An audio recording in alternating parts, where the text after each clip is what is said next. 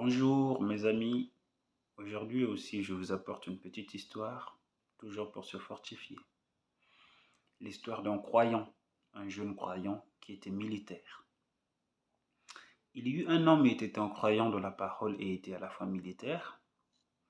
Chaque fois dans son travail, il bondissait sa foi, il parlait de Dieu, il voulait montrer aux autres que Dieu est réel, Dieu existe, il faut croire en Dieu. Alors, tous ses amis ne voulaient pas écouter ça, tous ses amis ne voulaient pas lui prêter attention et tous ses amis ne voulaient pas croire à ce que eux appelaient des sottises. Et toutefois, c'était comme ça à son travail. Alors un jour, on avait décidé de monter un coup contre lui. Il arrivait à son travail un bon matin. Comme dans tous les camps militaires, le boulot commence par un rassemblement. Tout le monde était au rassemblement.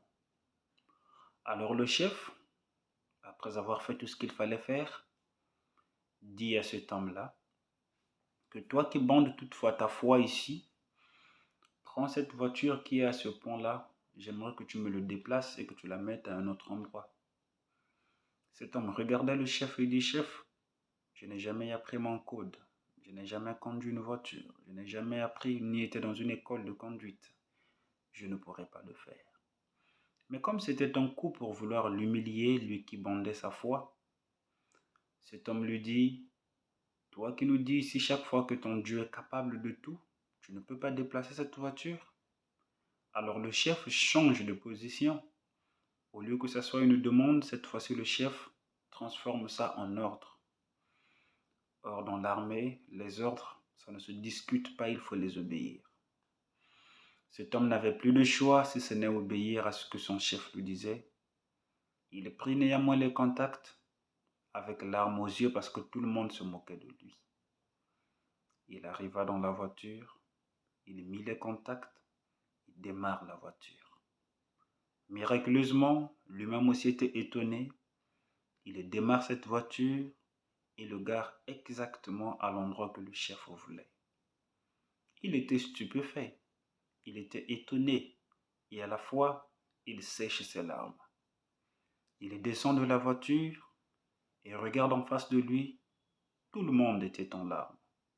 Le chef pleurait, ses amis pleuraient, tout le monde dans le camp se mit à pleurer. Étonné, il dit, qu'est-ce qui se passe? Pourquoi vous pleurez? Pourquoi est-ce que c'est comme ça? Qu'a-t-il? Y a-t-il un souci? Le chef qui venait de le blâmer, qui venait de l'humilier, se leva et dit, mais la voiture que tu as déplacée n'a pas de moteur. Oh my!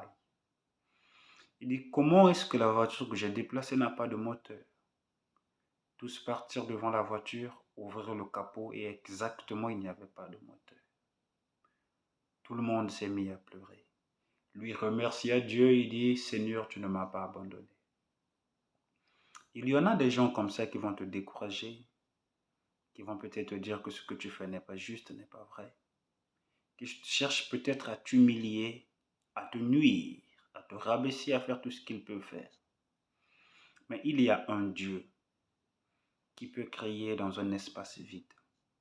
Là où il n'y a rien, il crée une opportunité pour que tu n'aies pas honte. Un jour, David disait, je n'ai jamais vu, alors jamais vu un juste abandonné. Fais-lui simplement confiance. Même au moment où il n'y a plus d'espoir, Dieu est la dernière source d'espoir. Il agit quand toute intelligence humaine s'arrête. Bon courage à vous et que Dieu vous bénisse.